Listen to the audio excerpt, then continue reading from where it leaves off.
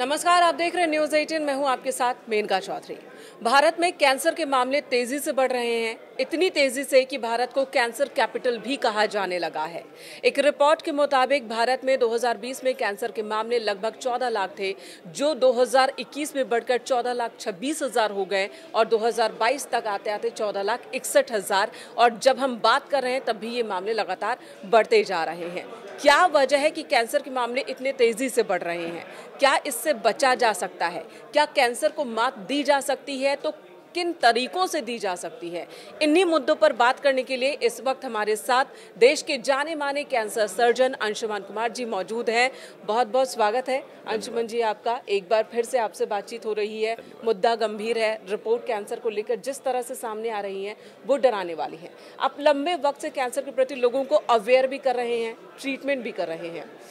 एक हफ्ते पहले जो वेल्स की राजकुमारी है केट मिडलटन, उन्होंने बताया कि वो कैसे कैंसर से जूझ रही हैं। सुशील मोदी बिहार के सीनियर लीडर है बीजेपी के, उन्होंने बताया कि वो भी कैंसर से लड़ाई लड़ रहे हैं। ये वो लोग हैं जो आर्थिक तौर पर सक्षम हैं, जो अपने हेल्थ को लेकर जागरूक हैं। ऐसे लोग भी अगर कैंसर से पीड़ित हो रहे हैं अब भी, जबकि इतनी अवेयरनेस की बात हो रही है, तो फिर से सोचने की ज़रूरत है। क्यों बढ़ रहे हैं कैंसर के मामले इतनी तेज़ी से? बिल्कुल, शुरुआत यहाँ से हम करें तो बेहतर होगा कि कैंसर क्या है। आमतौर पर लोग समझते हैं कैंसर की बीमारी है और वहीं पे बात खत्म हो जाती है। सबसे समझना ये जरूरी है, शरीर के अंदर अपने अंग की कोशिकाओं का असामान्य उद्देश्य विहीन बेतरतीब बढ़ोतरी होने लगे। ठीक है। और उसमें क्षमता ऐसी आ जाए कि एक अंग से दूसरे अंग में ये कोशिकाएं जा सकती है। नॉर्मली ये कोशिकाएं जाती नहीं है, उसको कैंसर कहते हैं। Abnormal purposeless growth of our own body cell with the potential to migrate from one organ to another is cancer। तो सबसे पहले ये समझना है, कहीं बाहर से कुछ नहीं आया है। बाहर से सिर्फ इसको संकेत मिला कि कैंसर सेल बन जाओ, और कोशिकाएं अंदर की रही और एबनॉर्मल हो गई। जैसे मान लीजिए कि आपके समाज से कोई आतंकवादी बन जाए, तो आपके समाज का ही व्यक्ति था, लेकिन आतंकवादी बनने के बाद समाज को ही मारना शुरू किया और फिर एक स्टेट से दूसरे स्टेट, एक कंट्री से दूसरे कंट्री भागना चालू किया। आप उससे डरने लगे, यही कैंसर है। तो इसी तरह से समझे कि आपकी कोशिकाओं को हुआ क्यों, आपसे विद्रोही हुए क्यों कोशिकाएं। बिल्कुल, वो कौन सी वजह है जिसने हमारी कोशिकाओं को ये उग्र कर दिया, या फिर आपकी भाषा में कहें तो आतंकवादी बना दिया? जी, ये समझना जरूरी, तब हम समझेंगे कि वेल्स की राजकुमारी को या नेताओं को कैंसर क्यों हुआ, अगर जागरूक हैं। ये कहना को जागरूक हैं, मैं इससे सहमत नहीं हूँ। वो बड़े सतही तौर पे जागरूक हैं, जो आम तौर पे डॉक्टर्स बता देते हैं कि ये कारण है, जैसे शराब, सिगरेट, तंबाकू, इसकी तो बात मान गए हो। लेकिन उनका क्या, जो छुपे हुए विलेन आपके समाज में, आपके घर में, आपके वातावरण में चारों तरफ थे, जिसमें वातावरण का प्रदूषण, जल प्रदूषण, वायु प्रदूषण, खाद्य प्रदूषण, heavy metals, plastics, PFAS substance, fertilisers, insecticide, fast food, pizza, burger, circadian rhythm disturbance. मैं इलेबरेट करूंगा इसको बाद में। मतलब एबनॉर्मल टाइम पे सोना, एबनॉर्मल टाइम पे जगना। क्या लगता है आपको नेताओं की लाइफ ऐसी है कि सही समय पे सोते हैं, पूरी रात जगते हैं, दिन में सोते हैं? तो आप ये कह रहे हैं कि स्ट्रेस और गलत समय पे सोना उठना, उससे भी कैंसर हो सकता है? जी बिल्कुल। उससे कैसे हो? जी, अब चलिए पहले सोने पे कर लेते हैं। नर्सेज स्टडी हुई यूनाइटेड किंगडम में, जिसमें रिक्रूट किया गया, पहले तो नर्सेज को रिक्रूट किया गया, फिर बाकी कामकाजी महिलाओं को जो रात में काम करती हों, दिन में सोती हों। देखा गया बहुत सारे हेल्थ इश्यूज हैं, उसमें साथ में ब्रेस्ट कैंसर का चांस कई गुना ज़्यादा बढ़ा था। बाद में बहुत लंबे स्टडी के बाद पता चला कि एबनॉर्मल सर्कैडियन रिदम, मतलब कि सूर्यास्त के जितनी देर बाद सोते हैं आप, या पूरी रात जगे रहते हैं, और सूर्योदय के जितने देर बाद तक सोते रहते हैं, तो ब्रेन में एक हार्मोन सेक्रेट था मेलेटोनिन एबनॉर्मल होगा, और पिट्यूटरी जो master of all the hormonal gland है, उसका मास्टर होता है, एबनॉर्मल होगा। आपके हार्मोनल इम्बैलेंस आपके बॉडी में कराएगा। हार्मोनल इम्बैलेंस फीमेल में खास करके एस्ट्रोजन प्रोजेस्टेरोन का इम्बैलेंस ब्रेस्ट कैंसर का रिस्क बढ़ाएगा, ओवेरियन कैंसर का रिस्क बढ़ाएगा, एंडोमेट्रियल कैंसर का रिस्क बढ़ाएगा। तो ये स्टडी में प्रूव हो गया। तो लोगों को लगता था ये बड़ी छोटी सी बात है, लेकिन छोटी बात नहीं है, गंभीर समस्या है सर्कैडियन रिदम का abnormality. Similarly stress, mental stress and physical stress. अगर आपकी नींद पूरी नहीं होती है तो फिजिकल स्ट्रेस, किसी भी तरह का तनाव। अब तनाव कहिएगा, क्या इंसान बिना तनाव के रह सकता है? Absolutely not. Absolutely not. तनाव होगा काम करेंगे तो, लेकिन ऑप्टिमम स्ट्रेस काम के लिए जरूरी है, लेकिन persistent, long standing and repetitive, मतलब बार बार हो, लगातार बना रहे और लंबे समय तक बना रहे, ये आपके लिए खतरनाक है। कैसे? मेंटल स्ट्रेस जब होगा आपको तो reactive oxygen species ROS cell के अंदर जनरेट होगा, सेल को डैमेज करेगा, DNA को डैमेज करेगा, लेकिन बॉडी का डिफेंस मैकेनिज्म उसको करेक्ट करेगा। बार बार डैमेज होते होते एक दिन ये कैंसर का रूप ले लेगा और कैंसर तैयार होने लगेगा। आप सोचेंगे मेरी लाइफस्टाइल बहुत बढ़िया है। वाकई वाकई। और स्ट्रेस के बिना हम उम्मीद ही नहीं कर सकते हैं कि कोई भी ज़िंदगी जी रहा हो। स्पेशली अब तो स्कूल के जो बच्चे हैं उन्हें भी स्ट्रेस है। कई रिपोर्ट्स आ चुके हैं कि बच्चे भी स्ट्रेस में हैं, जो नौकरी पेशा है वो भी स्ट्रेस में है, महिलाएं जो घर संभाल रही हैं वो भी स्ट्रेस में हैं, और ये तमाम तरह के स्ट्रेस कैंसर की वजह बन सकते हैं। जी, मैंने बताया persistent, repetitive and long standing, ये जरूरी है, तब जाके ये बनेगा लंबे समय के लिए। लेकिन आप बताएं कि अगर सभी स्ट्रेस में है तो फिर ये स्ट्रेस है किसके लिए? तो कोई तो खुश होना चाहिए। हाँ। कोई खुश नहीं है। देखिए, स्ट्रेस आजकल एक ट्रेंडिंग और फैशन सिंबल बन चुका है कि स्ट्रेस ना हो मतलब आप कोई काम नहीं कर रहे हैं, ऐसा दिखाना है। आज अगर माइंडफुलनेस, सचेतन की अवस्था से सोचना शुरू करे इंसान, तो 80% स्ट्रेस उसका खत्म हो जाएगा। 80% स्ट्रेस उसका बेवजह है, 20% रहेगा क्योंकि इंसान है। इंसान है, इसीलिए कहते हैं human life is roller coaster. अगर ऊपर आप जाएंगे तो नीचे भी आएंगे, नीचे आएंगे तो ऊपर जाएंगे, because it is human life. और ECG में भी ग्राफ आपने देखा होगा, ऊपर नीचे होता है। फ्लैट ग्राफ हो गया मतलब यू आर डेड। तो लाइफ अगर है तो स्ट्रेस होगी, लेकिन उसको आप रिड्यूस कर सकते हैं सचेतन की अवस्था से। वाकई रिकॉर्ड कीजिए कि कितनी जरूरत है आपको, बेवजह के स्ट्रेस न लें, क्योंकि वो आपके लिए काम ठीक है। अब चलिए बैक टू बेसिक आते हैं। कैंसर की वजहें बहुत हैं, खान पान, हमारा लाइफस्टाइल, सोना उठना, टेंशन लेना नहीं लेना, ये सब इसमें शामिल है। अब बहुत शॉर्ट में बताया अभी डॉक्टर सर ने। अंशुमन जी, अब ये बताइए कि बच्चों में भी कैंसर, अब तो बहुत बड़ी संख्या में बच्चे भी कैंसर से ग्रसित होते हैं। किस तरह के कैंसर बच्चों में होते हैं? आपने देखा भी होगा, कई एग्जाम्पल भी होंगे आपके पास। देखिए, एक तो कंजेंटल कह सकते हैं कि बहुत अर्ली एज में कंजेंटल को चेंजेज रहे, और बच्चे में बहुत अर्ली एज में मतलब 10 साल से नीचे कैंसर हो गया। इसमें एक थियरी है 2 हिट हाइपोथेसिस। एक, जब माँ के गर्भ में बच्चा पल रहा हो तो कोई कार्सिनोजेन मतलब कैंसर फॉर्मिंग एजेंट का एक्सपोजर हो जाए बच्चे को, तो एक हिट हो गया, लेकिन तब कैंसर नहीं हुआ बच्चे को, तब नहीं हुआ, बच्चा पैदा हुआ और बाद में कोई और एक्सपोजर हुआ उसको दूसरे तीसरे साल में, फिर उसको कैंसर डेवलप हो गया। 2 हिट हाइपोथेसिस। एक होता है genetic cancer, single hit hypothesis. Retinoblastoma gene abnormal है, RB जीन, तो बच्चा पैदा होगा साथ में आँख का कैंसर लेके पैदा होगा। इस तरह विल्म्स ट्यूमर, अलग अलग कैंसर है जो पैदाइशी ही होगा। 2 तरह कैंसर आप समझ गए। अब तीसरी चीज समझिए, एक्वायर्ड कैंसर। 10 साल के बाद माँ के गर्भ में जब बच्चा पल रहा है तो कुछ केमिकल का एक्सपोजर माँ को हुआ, जैसे मैंने बताया PFAS, नॉन स्टिक तवा आप इस्तेमाल करते थे बहुत ज़्यादा, या नॉन स्टिक उस तरह की चीज़ें। पिज्ज़ा के ऊपर जो रैप्ड आपका पेपर आता है उसमें PFAS है। PFAS ओबिसोजेन है। ओबिसोजेन मतलब मोटापा कराने का तत्व, लेकिन इसमें कैलोरी नहीं है, आपने कोई एनर्जी के लिए नहीं खाया, लेकिन ये मोटापा करा रहा है। और साथ में कार्सिनोजेन भी है, ओबिसोजेन एंड कार्सिनोजेन। ये प्लेसेंटा के थ्रू जाता है, बच्चों पे असर करता है, और ये बच्चा अपने बॉडी में इस केमिकल को लेके पैदा होता है। एक समय के बाद, क्योंकि बच्चा का ग्रोइंग सेल होता है, बहुत जल्दी कैंसर का रूप लेता है। इसीलिए PFAS को कहा था फॉरएवर केमिकल, मतलब ऐसा केमिकल जो सदैव रहेगा। आप बोल रहे हैं कि ये एक्सपोजर तब हुआ है जब बच्चा गर्भ में है, गर्भ में था, और जब बच्चा खुद जो बड़े हो गए हैं, जो पिज्जा खा रहे हैं, सेवन कर रहे हैं जी, उनमें भी इसी तरह से जी। अब मैं उस पे आ रहा हूँ। अब मान लीजिए कि एक है कि आपको एक्सपोजर नहीं हुआ, अब बच्चे बड़े हुए, अल्ट्रा प्रोसेस्ड फूड खा रहे हैं। अल्ट्रा प्रोसेस्ड फूड आप कह सकते हैं जिसको मैं कहता हूँ पॉइजन। और ब्राजील का एक क्लासिफिकेशन आया कि फूड को कैसे क्लासिफाई करो, NOVA classification, NOVA 1, NOVA 2, NOVA 3, NOVA 4। NOVA 4 is ultra processed food. वो फूड जिसको फैक्ट्री से ऐसा तैयार कर दिया गया जिसमें कि एज सच उसका कॉम्पोनेंट नहीं रहा, मतलब गेहूं, चावल, इसको रिफाइंड करके मैदा ऐसा बनाया गया, न उसमें फाइबर है, न एंटीऑक्सीडेंट, न मल्टीविटामिन है। बच्चे ये खाने लगे, उसमें ग्लाइसेमिक लोड बहुत ज़्यादा हुआ, मतलब जब आप खाए तो कार्बोहाइड्रेट की मात्रा बहुत ज़्यादा थी। हाई कार्बोहाइड्रेट, ओबेसिटी, इंसुलिन एक हार्मोन है जो शुगर को कंट्रोल करता है, वो पीक पकड़ा और कैंसर सेल ग्रो करने लगा। आप जब प्लास्टिक के डब्बे में ऐप बेस्ड खाना मंगवाते हैं, बिस्फेनॉल ए और थैलेट्स लीच किया, बच्चा खाना खाया, फ्रिज में रख दिया, फिर अगले दिन माइक्रोवेव में गर्म किया और केमिकल लीच हुआ, कैंसर का कारक।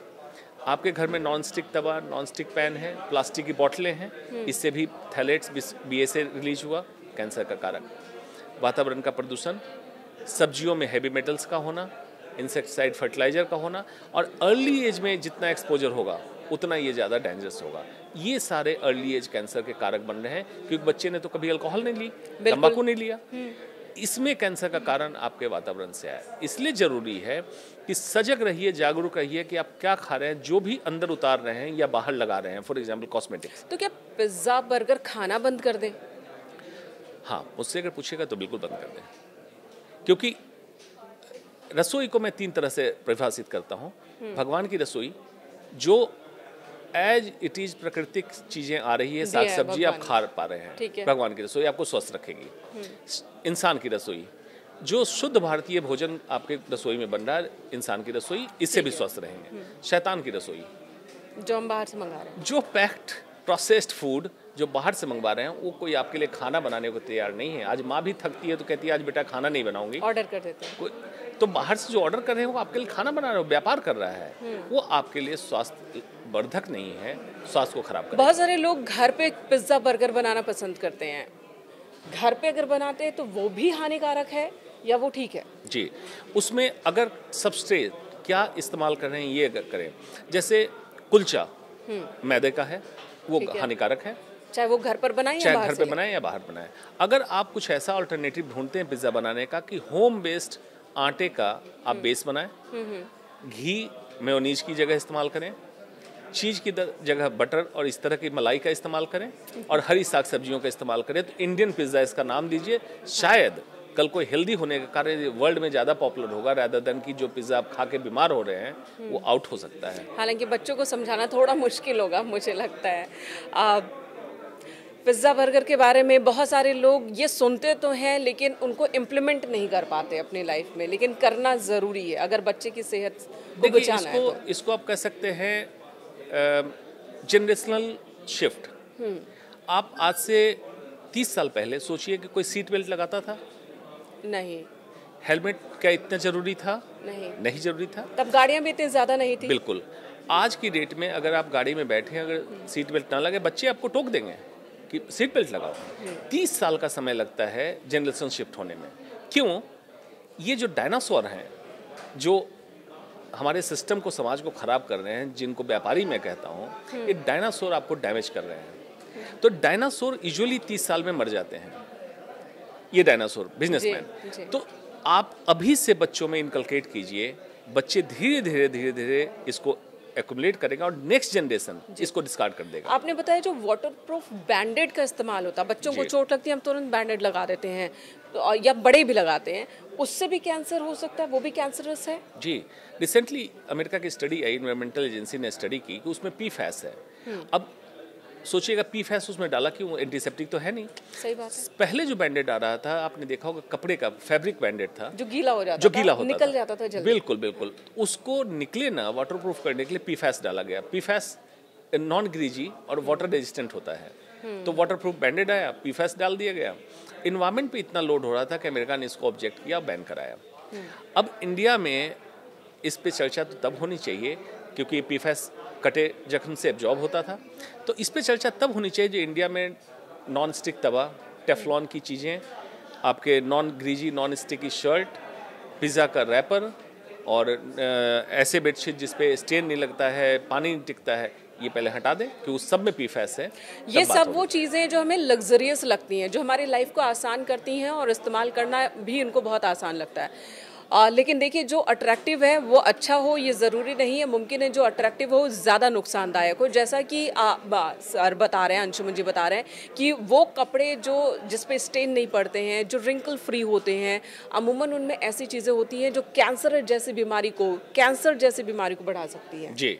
तो हम कैसे पता करें कि हमने जो पहना है, अभी जो मैंने कपड़े डाल रखे हैं, क्या इससे भी मुझे कैंसर हो सकता है? जी, PFAS अगर बॉडी के ऊपर लगा है बहुत लंबे समय तक, ट्रांसडर्मल एब्जॉर्प्शन, मतलब स्किन के थ्रू एब्जॉर्ब होगा और बॉडी के अंदर जमा होगा इसीलिए इसको कहा जाता है फॉरएवर केमिकल, मतलब कभी खत्म नहीं होगा, सदैव रहने वाला, कयामत से कयामत तक रहने वाला केमिकल है।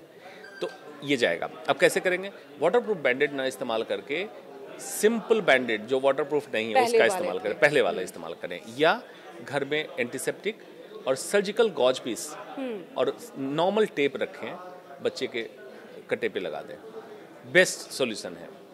इससे बचा। इस तरह के फैंसी चीजें जो आपने बताई न लेके नॉन स्टिक का इस्तेमाल करना कैसे लोग बचे? देखिए, नॉन स्टिक का इस्तेमाल हम क्यों करते हैं कि कम से कम ऑयल का इस्तेमाल हो। नॉन स्टिक की जब मार्केटिंग हो रही थी तो यही वजह बताई गई कि आप कम से कम तेल का इस्तेमाल करें, it's healthy for you. But अब वही नॉन स्टिक जो है बर्तन, वो हमारे लिए कैंसर की वजह है। देखिए, हर चीज़ का रिकमेंडेशन है। बीच बीच में बहुत व्यापार आता है। पहले आया कि तेल दिल के लिए हानिकारक है जी, फिर आया कि नहीं, शुगर दिल के लिए हानिकारक है, और शुद्ध देसी गाय का घी और सरसों का तेल दिल के लिए बहुत अच्छा है। तो ये बीच में व्यापार आता है। रिफाइंड ऑयल को जब मार्केट करना था तब आया तेल बहुत ख़राब है, रिफाइंड ऑयल मार्केट करना था। रिफाइंड ऑयल पॉइजन है। हर तरह का रिफाइंड फूड को मैं कहता हूँ redefine your food rather than defined food. Redefine your food and go to wholesome food. तो प्योर सरसों का तेल आप लें, रिकमेंडेड बॉडी वेट के हिसाब से आपके लिए रिकमेंडेड है। अगर आप हेल्दी हैं, कार्डियक हैं, हार्ट की तकलीफ है और मोटापा है, अलग बात है, वो डॉक्टर बताएंगे कितना चाहिए, उतना तेल का इस्तेमाल आप कर सकते हैं। पीतल, लोहे की कढ़ाई, लोहे का बर्तन, पीतल का बर्तन, इसमें खाना बनाएं। स्टील के बर्तन क्योंकि ये इनर्ट है, इसमें खाना बनाएं। और जो वाकई चाहते हैं नॉन स्टिक ही चाहिए, तो अभी सिरेमिक अल्टरनेटिव आ गया है, सिरेमिक कोटिंग, जिसमें टेफ्लॉन या पीफैस का एजेंट नहीं है, उसका इस्तेमाल करें। ये सॉल्यूशन है उनके लिए। अब अगला सवाल कि बच्चों में क्या लड़के लड़कियों में अलग अलग तरह का कैंसर का डर होता है, और किस एज में संभल जाने की ज़रूरत है? क्योंकि आप ही कहते हैं बार बार कि जागरूकता ज़रूरी है, आप बीच बीच में चेकअप कराएं, स्क्रीनिंग कराएं। कैंसर तो कितने तरह के हैं, तो किन किन कैंसर की स्क्रीनिंग और कब शुरू करें? इसमें दो बातें हैं। किस एज में चेतने की ज़रूरत है? अर्लीस्ट पॉसिबल, जब जागा तभी सवेरा। जिस दिन आप पॉडकास्ट सुन रहे हो उसी दिन से चेत जाइए, चाहे उम्र आपकी कितनी भी है जी। सुनने वाले 5 साल के हों, 10 साल के हों, या 20 साल के, 50 साल के हों, आज ही चेत जाइए, क्योंकि आज से आपका रिवर्सल चालू होगा। मतलब आप वापस हेल्दी लाइफ में आएंगे, पहली बात। दूसरी बात, जो एडल्ट हैं, अब ये तो प्रिवेंशन की बात हुई। स्क्रीनिंग मतलब अर्ली कैसे पकड़ें। पुरुषों में 3 कैंसर कॉमन हो चुका है। फेफड़े का कैंसर, ठीक है, स्मोकर हैं तो, स्मोकर नहीं है अगर दिल्ली एनसीआर जैसी जगह में रहे हैं तो वायु प्रदूषण, एयर पोल्यूशन के कारण, और माउथ कैंसर, गले का कैंसर, जो गुटखा, तंबाकू, सिगरेट, शराब पीते हैं, और तीसरा प्रोस्टेट का कैंसर। आमतौर पे 60-65 साल के ऊपर ये बीमारी होती थी, लेकिन आज 50 साल में भी ये बीमारी हो रही है। मतलब ये भी अर्ली होने लगी है। महिलाओं में स्तन कैंसर, सर्वाइकल कैंसर जिसको बच्चेदानी का मुंह का कैंसर कहते हैं, और गॉल ब्लैडर, पित्त की थैली का कैंसर। ये पित्त की थैली का कैंसर खास करके आप अगर उत्तर प्रदेश से इन करें और गंगा के किनारे बिहार इन करें और 24 Pargana, west Bengal, bay of Bengal तक जाए, इसके किनारे किनारे गॉल ब्लैडर कैंसर ज़्यादा कॉमन है, क्योंकि गंगा के पानी में सारे फैक्ट्री का एफ्लुएंट्स, वेस्ट प्रोडक्ट डाला जा रहा है, उससे सिंचाई हो रही है, खाद्य पदार्थ में वही गंदगी आ रही है, वो कैंसर का कारक बन रहा है। ये north India gall bladder cancer का बेल्ट माना जा रहा है। उसी हिसाब से स्क्रीनिंग होगी। स्क्रीनिंग के लिए असामान्य लक्षण कभी भी कुछ हो, आप जांच जरूर कराएं। असामान्य लक्षण का मतलब क्या है कि जो आपके दिनचर्या में नहीं हो रहा था, इंडाइजेशन, एसिडिटी, खाने में दिक्कत, आवाज़ में बदलाव, एबनॉर्मल ब्लीडिंग जैसे रक्तस्राव का होना, मेंस्ट्रुअल साइकिल का लाभे कभी हो जाए, संपर्क के समय हो जाए तो जांच कराएं। कोई शरीर में कोई गांठ हो, ठीक है, कोई छाला हो जो भरता नहीं हो, तब तो जांच कराएं। असामान्य लक्षण। दूसरा, इन जनरल स्क्रीनिंग रिकमेंडेड है कि इसमें कब करना है। हर महिला को 40 साल से ऊपर ब्रेस्ट कैंसर की स्क्रीनिंग करानी है, या तो मेमोग्राफी से या सोनोग्राफी से, या कभी कभी डॉक्टर बताएंगे एमआरआई से। ठीक है। स्तन कैंसर कोई कंप्लीट पैकेज भी है क्या, या आने वाले भविष्य में हो सकता है क्या? देखिए, कंप्लीट पैकेज इसलिए संभव नहीं है कि जेंडर के हिसाब से और उम्र के हिसाब से स्क्रीनिंग होती है। ऐसा नहीं कह सकते हैं कि एक जांच कुछ कर दो पूरे शरीर का, मेल हो फीमेल हो, सब में कैंसर डिटेक्ट हो जाए, ऐसा नहीं होता है। तो स्तन का एक हो गया। सर्वाइकल कैंसर, शादी या संबंध जब स्थापित होने लगा उसके 10 साल बाद पैप स्मेयर जरूर कराएं। HPV DNA चेक करें। उसका फ़ायदा ये होगा कि अगर HPV DNA मौजूद है और प्री कैंसर के स्टेज में है, वहाँ से हम रिवर्स कर सकते हैं, सर्वाइकल कैंसर रोकने से बचा सकते हैं, या अर्ली कैंसर पकड़ सकते हैं। सर्वाइकल कैंसर हो गया। अब gall bladder cancer, simple ultrasound. आम तौर पे महिलाएं गैस की समस्या, एसिडिटी लेके छोड़ देती हैं।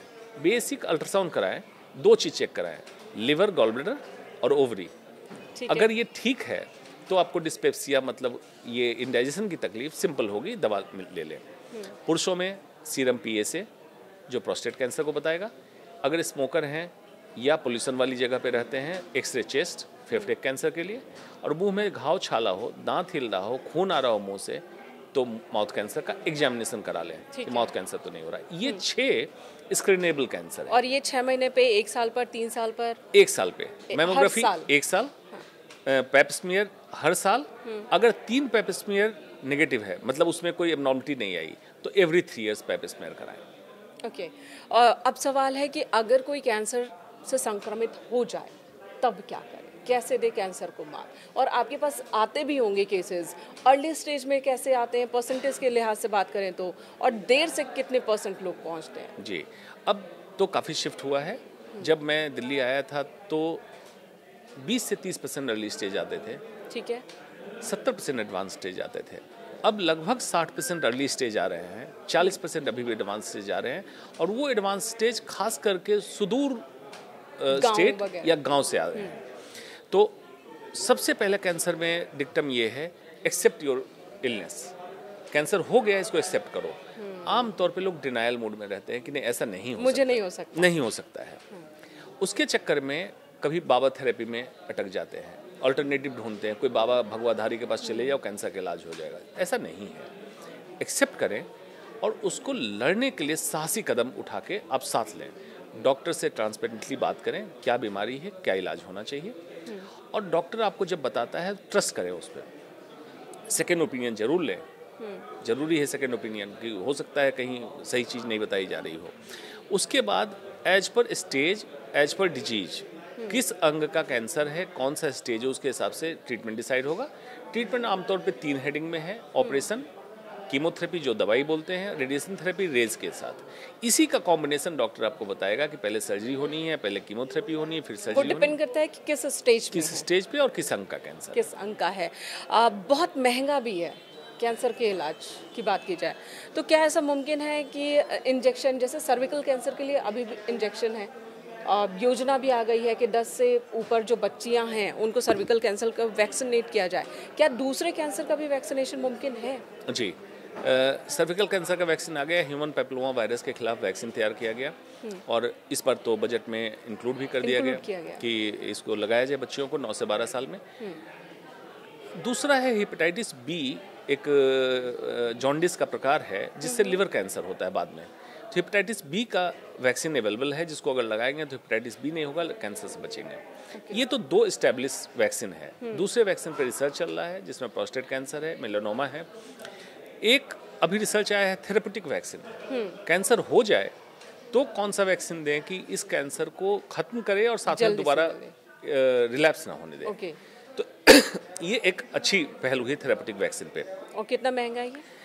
अभी रिसर्च में है, अभी मार्केट में नहीं है थेरेपेटिक वैक्सीन, तो आने पर पता चलेगा, लेकिन महंगा होगा। दूसरा सवाल आपने पूछा, कैंसर का इलाज महंगा है।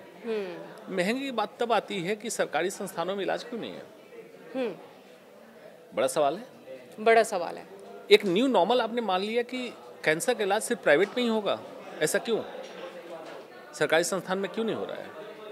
तो क्या है, अभी नहीं है, क्या है? सरकारी अस्पतालों में कैंसर की ट्रीटमेंट की क्या व्यवस्था है भारत में? कैंसर के ट्रीटमेंट कुछ सरकारी अस्पताल में उपलब्ध हैं, या तो वेटिंग लिस्ट लंबी है, दवाइयाँ नहीं हैं, तो उसको करेक्ट करने की जरूरत है।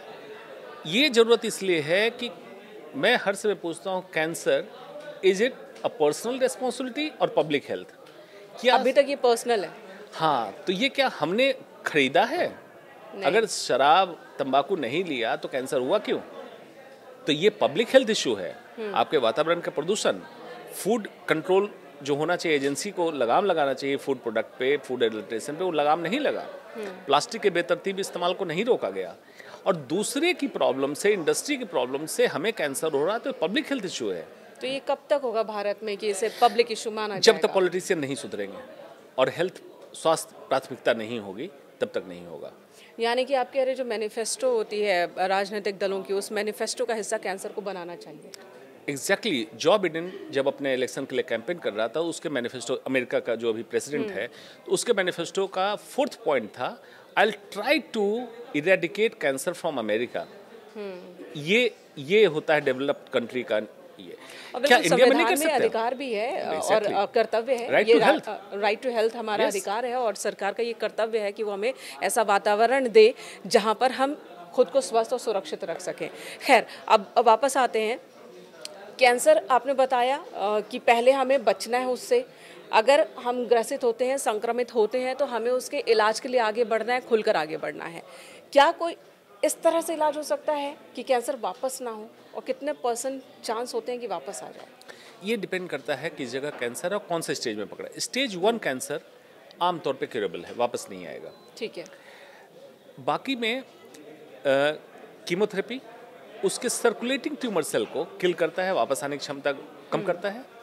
रिसेंटली टाटा मेमोरियल हॉस्पिटल ने रिसर्च करके कॉपर रिवर्सट्रोल का एक कॉम्बिनेशन निकाला, जो वैसे कैंसर सेल जिसके क्रोमेटिन, उसके क्रोमोसोम का हिस्सा टूट के दूसरे नॉर्मल सेल को इन्फेक्ट कर सकता था, उसको रोक रहा है, मतलब रिलैप्स को रोक रहा है। तो इस पे काम चल रहा है, और जीन थेरेपी आने वाली है जिसका रिलैप्स रोकने में काम होगा। तो हो सकता है रिलैप्स कैंसर के डिक्शनरी से खत्म हो जाए, ये भी संभावना जल्दी आने वाली है। ये अच्छी बात आपने बताई है, अच्छी खबर बताई है। आयुर्वेद में इलाज संभव है कैंसर का? पहले तो ये समझ लें आयुर्वेद क्या है। आयुर्वेद भारत की एक स्वास्थ्य प्रणाली है, और बहुत ही वैज्ञानिक स्वास्थ्य प्रणाली। लेकिन अफसोस बस कुछ भगवाधारी व्यापारियों ने इस पे कब्जा कर लिया है, और जिसने आयुर्वेद को सबसे ज़्यादा डैमेज किया। पढ़े लिखे डिग्रीधारी आयुर्वेद के वैद्य आज भी फॉल्स क्लेम नहीं कर रहे हैं कि कैंसर का समुचित इलाज आयुर्वेद में है, और ये सच है। आयुर्वेद में कैंसर प्रिवेंशन पे बहुत अच्छा कंट्रीब्यूशन है आयुर्वेद का, हो सकता है अगर उसको तसल्ली से करें। कैंसर रिलैप्स पे आयुर्वेद का अच्छा रोल है, और कैंसर के ट्रीटमेंट में होने वाले साइड इफेक्ट्स आयुर्वेद का अच्छा रोल आ सकता है। तो ज़रूरत क्या है? हॉलिस्टिक अप्रोच की, हॉलिस्टिक हेल्थ केयर अप्रोच की। मॉडर्न मेडिसिन का डॉक्टर आयुर्वेद के क्वालिफाइड डिग्रीधारी वैद्य के साथ मिले, और कैंसर मरीज का डे 1 से साथ इलाज करे, कैंसर का आउटकम बदल जाएगा। आज के सैलोज में मॉडर्न मेडिसिन के हॉस्पिटल में मॉडर्न मेडिसिन का डॉक्टर इलाज किया, बेचारा मरीज इस डर से कि कहीं और कुछ रास्ता मिल जाए भटकता रहता है, और किसी व्यापार के चक्कर में पड़ जाता। ये आयुर्वेद नहीं है, इससे इलाज नहीं हो सकता है। आखिर मैं आपसे चाहूँगी कि आखिर में आप जो आम पब्लिक हैं, जो खुद को स्वस्थ मान रहे हैं, मेरे और हमारे बहुत सारे दर्शकों के जरिए की तरह ही, वो क्या करें सुबह से शाम तक कि कैंसर से वो दूर रहें? अच्छा सवाल किया है। सबसे पहले मैं कहूँगा कि हेल्थ केयर जो बोलते हैं हॉस्पिटल को, उसका नाम सिक केयर कर देना चाहिए, क्योंकि वहाँ पे वेलनेस सेंटर नहीं है।